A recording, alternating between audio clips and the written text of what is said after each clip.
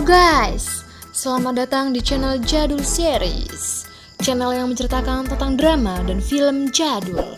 Sebelum kalian menonton videonya, pastikan dulu kalian sudah subscribe dan nyalakan loncengnya. Halo guys, kembali lagi bersama Mimin. Di episode 3 ini diawali scene di mana Gem Jandi tampil dengan sangat menawan. Sampai-sampai piringnya Gu Junpyo pun jatuh loh. Kemudian Gem Jandi dan Jiho sedang berdansa bersama-sama, yang dimana hal tersebut disaksikan oleh banyak sekali orang, terutama oleh Gu Junpyo. Pada saat dansa tersebut, Jandi seolah merasakan badannya seperti melayang, yang ternyata dia berdiri di atas kakinya Jiho. Junpyo yang menyaksikan tersebut memilih pergi dari tempat itu dan melipir ke kolam renang dengan perasaan yang emosi. Di sisi lain, scene berpindah pada Jandi di mana dia menyaksikan Jiho berdansa dengan Seo-hyun. Lalu Jandi pun memilih untuk keluar agar tidak menyaksikan hal tersebut. Saat dia di luar, dia melihat Junpyo yang terjatuh dari kolam renang. Dengan sigap, Jandi yang menyaksikan hal tersebut menolong Junpyo dan memberikan nafas buatan yang ternyata Junpyo tuh hanya pura-pura pingsan guys.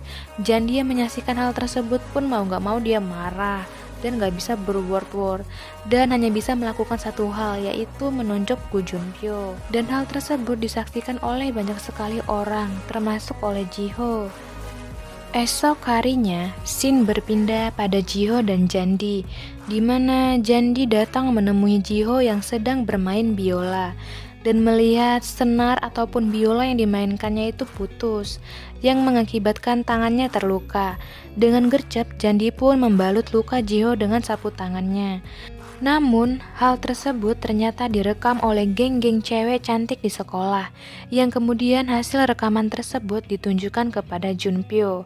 Junpyo udah dengan santai menunggu Jandi, yang datang ternyata geng-geng cewek yang memberikan kabar buruk mengenai Jandi yang sangat perhatian kepada Jiho. Mengetahui hal tersebut, Junpyo pun marah dan emosi, udah gak bisa berword-word dan dia pun membanting handphone dari geng-geng cewek cantik tersebut. Esoknya Jandi selesai pulang sekolah mau mengunjungi Jiho lagi, tapi ternyata yang muncul malah Junpyo dan terjadilah perdebatan di sana, seolah-olah menjadi korban dan menyalahkan Jandi mengenai semua yang terjadi dan merasa dipermainkan. Lalu dengan gercep dia pun berusaha untuk mencium Jandi, tapi Jandi kekeh guys, dia tetap gak mau dicium oleh Junpyo. Menyaksikan hal tersebut, Junpyo pun langsung pergi dengan kecewa. Esok harinya, Jandi mendapatkan undangan untuk datang ke party ulang tahunnya Seo-hyun guys, yang ternyata di acara ultah tersebut Seo-hyun ingin mengumumkan bahwa dia akan kembali ke Paris dan tidak akan kembali lagi ke Korea. Selain itu juga, dia sudah menyelesaikan kegiatan modelnya dan akan fokus ke kehidupannya sendiri dan tidak akan menerima warisan dari orang tuanya. Lalu setelah selesai dari acara itu, dia pun melihat Jiho dan tidak ada di tempat. Dia pun mencari-cari Jiho yang ternyata dia ada di ruangan dan sedang depresi. Di sana juga ada Seo-hyun yang berusaha menenangkan Jiho karena merasa seperti dibuang begitu saja. Sudah menunggu dengan sangat lama, tidak bisa mendekati maupun menjauh. Bahkan dibuat hubungan mereka tuh gantung. Karena gak jelas dengan hubungan mereka ini, jadi si Jiho tuh minta kepastian guys, dia sudah menunggu selama 15 tahun. Seo-hyun pun berusaha untuk menenangkannya dan meminta maaf. Lalu terjadilah scene kiss di sana yang disaksikan langsung oleh Gem Jandi guys. Ya ampun, betapa sakitnya hati Jandi melihat hal tersebut secara langsung. Gak bisa lagi deh berkata-kata. Saat Jandi mau pergi, hal tersebut disaksikan oleh Junpyo yang melihat kebodohan Jandi. Bodohnya Junpyo malah ngomong pakai nada keras pula, yang kemudian hal tersebut didengar oleh Jiho dan Seo-hyun. Dan mereka pun keluar dari ruangan tersebut dan bilang kalau mau masuk gak apa-apa, masuk aja Jandi.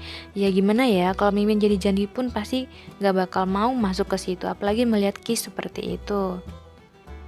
Karena Jiho dan Seo-hyun akan pergi ke suatu tempat. Nah, di sini alasannya mereka pun akan pergi ke suatu tempat dan tempat tersebut adalah di bar, guys. Setibanya di bar, Junpyo pun ingin pergi ke kamar mandi. Dan saat balik, dia melihat Jandi udah sangat mabuk, dimana ternyata Jandi terlalu banyak minum dan melontarkan bahasa-bahasa gak jelas.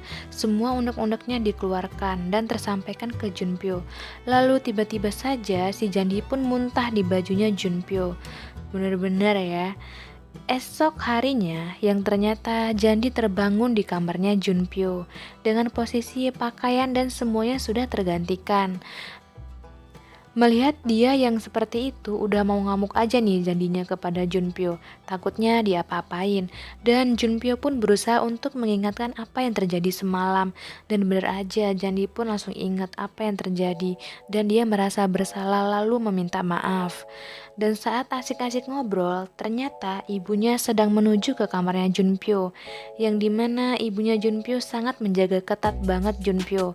Dekat dengan siapapun dia harus tahu nih ini orangnya keluarga terpandang atau bukan. Lalu Junpyo pun meminta tolong kepada geng F4-nya untuk membantu menyembunyikan Jandi agar jati dirinya tidak ketahuan dan mendandaninya menjadi gadis orang kaya. Dan bener aja, ibunya Junpyo pun menghampiri ke kamarnya Junpyo. Dan pertama kali yang dipandang ibunya Junpyo ya Jandi. Ditanyanya, mereka berasal dari keluarga mana? Belum selesai jawab udah ditanya lagi ayahnya kerja apa. Kemudian setelah bertanya-tanya, ibunya si Junpyo pun turun. Hal yang menegangkan pun berhenti dan Jandi akan dipromosikan menjadi fashion Bella Song dalam lelang mereka hari ini. Dan terjadilah sesi lelang-melelang hari itu. Dan tepat pada scene dimana ada kacamata renang yang akan dijual dengan harga yang sangat fantastis, yaitu 10 juta won guys. Jandi sangat pengen banget kacamata itu, tapi ternyata sudah ada yang beli dari seorang penelpon. Kemudian lelang terakhir yaitu fashion dari Bella Song, yang ternyata modelnya adalah Gem Jandi itu sendiri. Kemudian terjadilah fashion show di sana. Ibunya Jandi nggak langsung percaya nih, ini orang bener orang kaya apa bukan sih? Soalnya dari gelagatnya Jandi itu seperti bukan orang kaya. Lalu dia pun meminta tolong kepada sekretarisnya untuk mencari tahu latar belakang dari Jandi. Setelah selesai acara, Junpyo pun memberikan kacamata yang ada di lelang tersebut kepada Jandi. Bener-bener baik banget ya, effortnya ada. Scene pun berpindah pada Jandi dan Jiho, dimana Jandi menyaksikan Jiho bermain dengan sedih dan meneteskan air mata. Jandi yang menyaksikan hal tersebut pun menemui Sohyun, di mana Sohyun pamit dan izin ingin pergi ke luar negeri dan mengobrol. Kemudian selang beberapa lama, Jandi pun berlutut kepada Sohyun dan memintanya untuk jangan pergi meninggalkan Jiho. Dia nggak bisa melihat Jiho menderita dan menangis begitu saja, karena betapa besar dan pentingnya Sohyun bagi Jiho. Dan satu-satunya orang yang bisa membuat Jiho bahagia adalah yaitu Uni Sohyun guys. Yang ternyata pembicaraan tersebut dari awal sampai akhir sudah didengar oleh Jiho itu sendiri. Lalu setelah pembicaraan tersebut, Jiho yang dengan penuh amarah menghampiri Jandi dan bilang, emang kamu siapa sampai berani melakukan hal tersebut? Dan bahkan Jiho gak pernah memintanya untuk melakukan hal tersebut. Bahkan itu sebenarnya bukan hal permintaan, tapi lebih kepada permohonan. Gimana ya, Jandi tuh seperti nggak punya harga diri guys menurut Jiho. Dan scene pun berakhir. Thank you untuk kalian yang sudah nonton ya. Jangan lupa untuk like, komen, dan juga subscribe. Bye bye.